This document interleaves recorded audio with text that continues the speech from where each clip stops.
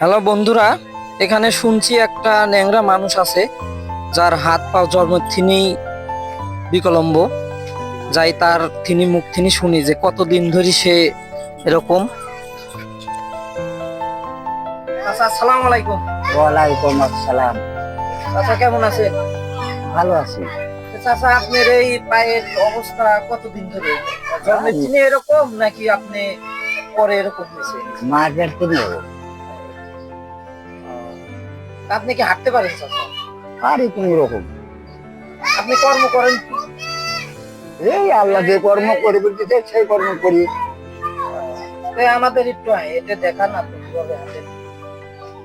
হাঁটিলে হাঁটতেছে।